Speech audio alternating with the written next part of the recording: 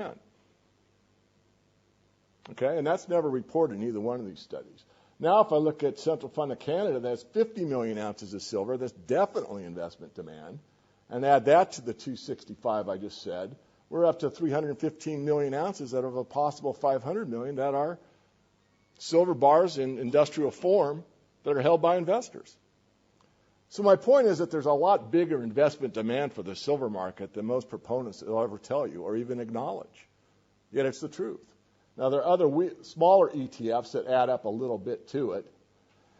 And then we have the remaining, which is, the time I did this a few months ago, was roughly 100 million ounces. How many in this room? I'm sure several in this room. They're all students of silver, or probably most of you anyway. What was the amount of silver that Warren Buffett took off the COMEX in 1999?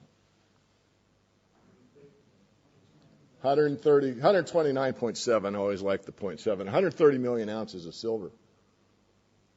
So today, Mr. Buffett could not replace that.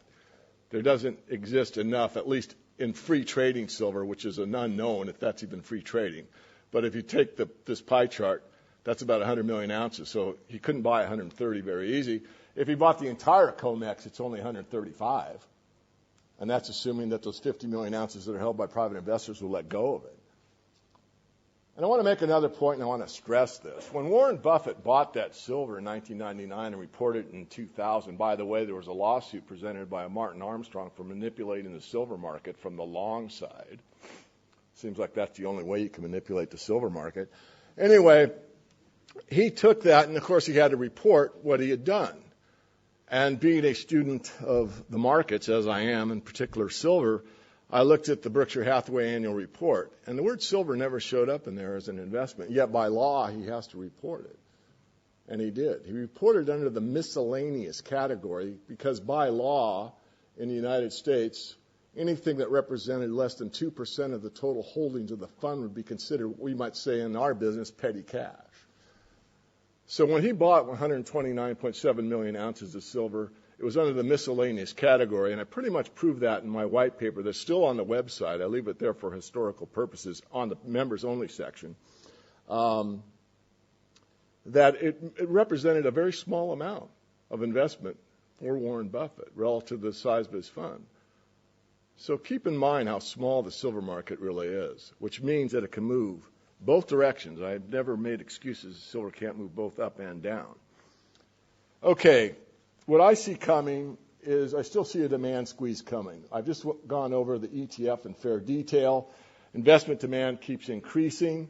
If you look at what's happening to the silver ETF recently, there's been a huge increase of cash flows into silver, even at these low prices.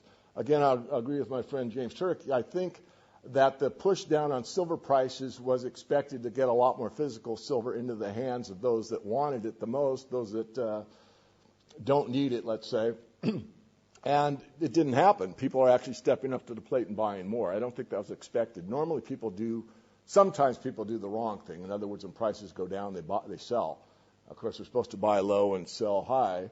And that's what's happening. People are paying premiums to get it. Industrial demand, as I said, the fastest growing demand. Photography demand, I hope I explained that. You get less photography demand, but you also get less recycling. China's factor, it's still increasing. Medical use increasing. It doesn't really pull into the supply side very much, though. Battery use is increasing. And military use is rather significant, although no one can get a handle on how much is used in military applications. But almost all the battery use in military is silver-based. And believe me, they'd use anything but silver if they could. But silver's got the highest reliability, and it's got the greatest power-to-weight ratio. So they use mostly the silver-based batteries. Also used throughout communications. All the infantrymen use a T-shirt that's actually silver-based, a little bit of silver thread in it. It keeps the body odor down, and it has a second function that they weren't aware of at the time. But let's say you hit a piece of shrapnel through your T-shirt. Since there's silver impregnated in the T-shirt, it takes it in with the wound. And, of course, it's a biocide, so you don't get the bacteria buildup you get if you just got hit by shrapnel with no silver protection. Battery use I'll touch on lightly. Those that follow my work carefully know that there's a possibility of a silver-zinc battery replacing the lithium-ion battery. It's got about a 60% greater life, And if that were to happen, think of all the cell phones and laptops that are in the world. It would definitely have an effect on the silver supply, but it would be recycled, so let's be clear on that. Silver to gold ratio. Gold bull market started in around 2000. We had that pop with the Washington Agreement. From 2000 to 2003, we saw silver just languishing in the $5 level. 2003, I called the market I called it to the month. I called it not to the day, but to the month. On when the bull market would start, we had about an 80-to-1 ratio, and it's been down ever since until very recently. And James Turk showed this chart as well, a different style chart, but he showed this big spike. I really didn't expect it to go over 80. It did. Right now we're down to about 74. I think it's an anomaly. It does concern me. I'm watching it closely, but in the short term, silver can do almost anything. Price and price expectations. One of my favorite charts. This came in Forbes magazine in the United States very shortly after Warren Buffett announced his silver purchase. And this shows in 1998 constant dollars. So this is important to know because when we're discussing things in today's financial world, we want to be able to compare apples to apples, and it's very difficult to do. But if we account for the inflation, then we can talk in constant terms. This is what this chart does. If we look at the top of this chart, the all-time high price for silver in about the 14th century was $1,477 an ounce. So when this crazy silver bull that stands before you will still state with emphasis that I expect the silver dollar price in U.S. dollar terms to reach at least $100 an ounce. I want you to bear in mind that I am only forecasting silver to get to roughly 1/15 of its all-time high that's already established in history, right there. If we look here for century after century, around the $200 level, just below, then it dropped down and we were in about the $70 level for century after century. After the crime of 1873, where silver was demonetized, we got this drop down into here. We got a spike up during the Hunt brothers. Down here was where Warren Buffett bought.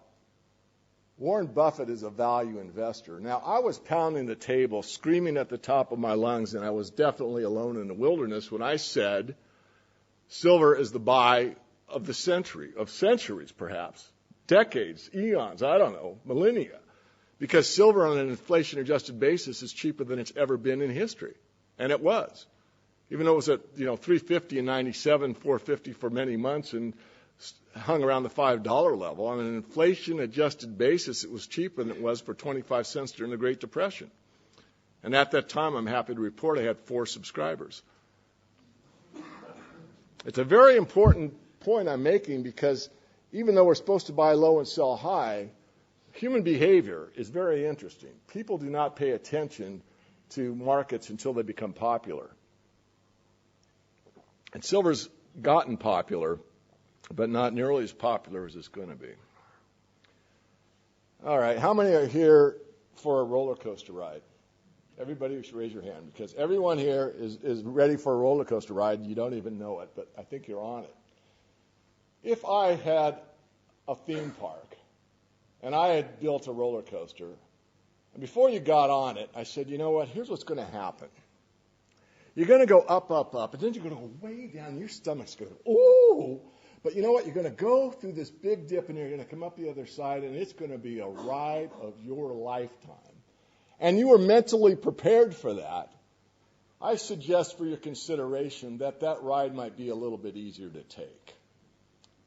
So look at me as that amusement theme operator that's going to give you a little bit of a preview to what I expect to happen in these markets.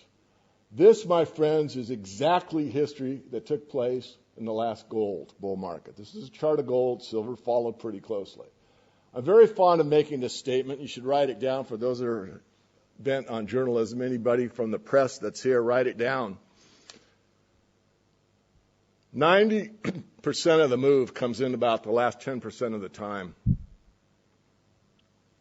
That's important to know in this market because if you don't know that, if you don't know what the ride's going to be like, you might sell out too soon.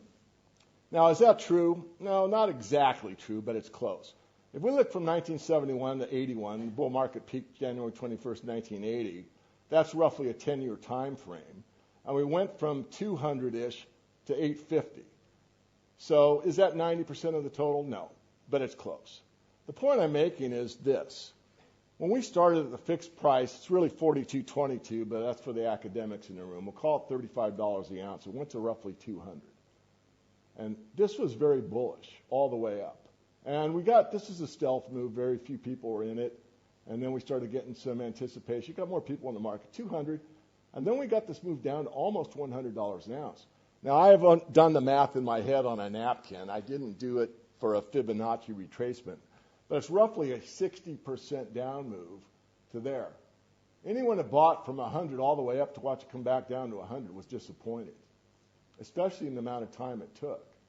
That was a 60% retracement. If we applied that to today, that suggests that gold could get down to